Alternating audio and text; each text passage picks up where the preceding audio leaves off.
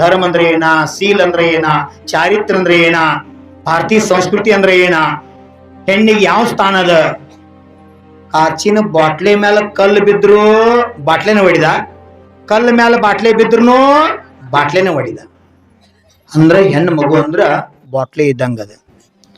ಚಾರಿತ್ರ, ಶೀಲ, ಅನಂತಮತಿ, ಅನಸೂಯ, ದ್ರೌಪದಿ, ಸೀತಾ, ತಾರಾಮತಿ, ಮನೋವತಿ, ಮಹಾಸಾಧ್ವಿ ಚಂದನಬಾಲ, ಸಾಕಷ್ಟು ಮಹಿಳೆಯರ ದೃಷ್ಟಾಂತಗಳನ್ನ ಹೇಳಿ ತಳಲ್ ಚಂಡ್ ಹಾಕಿ ಮ್ಯಾಲ ಚಂಡ್ ಎತ್ತಲಿಲ್ಲಕ್ಕಿ. ಕಡಿಗೆ ಬಹಳ ದೇಶ ನೋಡಪ್ಪ ಹಿಂಗೈತಿ ನಮ್ಮ ಧರ್ಮ, ನಮ್ಮ ಸಂಸ್ಕೃತಿ ಹಿಂಗೈತಿ. ನಂತರ ಪಶ್ಚಾತ್ತಾಪ ಪಟ್ರ ಫಾಯ್ದಾ ಇಲ್ಲ.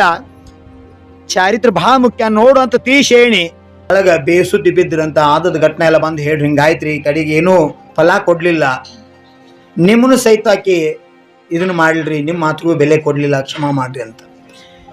ನಾ ಕಡೆಗೆ ಒಂದು ಮಾತು ಮನಸ್ಸು ಕಟ್ಟಿ ಮಾಡಿ ಹೇಳಿ, ಶಾಸ್ತ್ರ ಹೇಳೈತಿ, ಅಪ್ಪ ನರಕಕ್ಕೆ ಹೋಗ್ಯಾನು, ಮಗ ಮೋಕ್ಷಕ್ಕೆ ಹೋಗ್ಯಾನು. ಅಪ್ಪ ಮೋಕ್ಷಕ್ಕೆ ಹೋಗ್ಯಾನು, ಮಕ್ಕಳು ನರಕಕ್ಕೆ. ಎಷ್ಟೋ ಉದಾಹರಣೆ ಅದಾವು. ಎಷ್ಟು ಬಹುದಾಗ ಎಷ್ಟು ಮಕ್ಕಳಾಗ್ಯಾರು, ಎಷ್ಟು ಬಹುದಾಗ ಎಷ್ಟೈತೆ ಯಾರು ಇಲ್ಲ. ಚಲೋ ಇದ್ದು ಧರ್ಮಮಯ ಜೀವನ ತಿಳ್ಕೊಂಡ ಪೂರ್ವಬೋಧ ಮಾಡಿ ಪುಣ್ಯದಿಂದ ನನ್ನ ಮನ್ಯಾಗ ಪುಣ್ಯವಾನ್ ಜೀವ ಬಂದತಿ, ಪುಣ್ಯ ಮಾಡಿ ಸದ್ಗತಿ ಹೋಗ್ಲಿ ಅಂತ ಭಾವನ ಮಾಡೋದ. ಒಂದ್ ವೇಳೆ ಅಶುಭ ಮಾಡಿ ಪಾಪ ಮಾಡ್ಕೋತಂದ್ರ ಪಾಪಿ ಜೀವ ಇತ್ತು, ಏನೋ ನನ್ನ ಧರ್ಮದಾಗ ಹುಟ್ಟಿತ್ತು, ಕರೆ ತನ್ನ ಗತಿಗೆ ಹೋತು ಅಂತ ನಿರ್ಲಕ್ಷ್ಯ ಮಾಡಿಬಿಟ್ಟು ಬಿಡ್ರಿ. ಧರ್ಮ ಧ್ಯಾನ ಮಾಡ್ರಿ. ಆಕಿ ಹೆಸರಿಗೆ ಏನ್ ಯಾರು ಗಂಡು ಮಕ್ಕಳು ಇಲ್ಲ, ಏನಿಲ್ಲ, ರೊಕ್ಕ ಆಸ್ತಿ ಐತಿ, ಅದನ್ನ ಮುಂದೆ ನೀವು ಇರ್ತಕ್ಕೆ ಇಟ್ಕೊಂಡು ಮುಂದ ಧರ್ಮ ಕೊಟ್ಟು ಆಶ್ರಮ ಕೊಟ್ಟು ನಿಮ್ ಕಲ್ಯಾಣ ಮಾಡ್ಕೊಳ್ಳಿ ಅಂತ.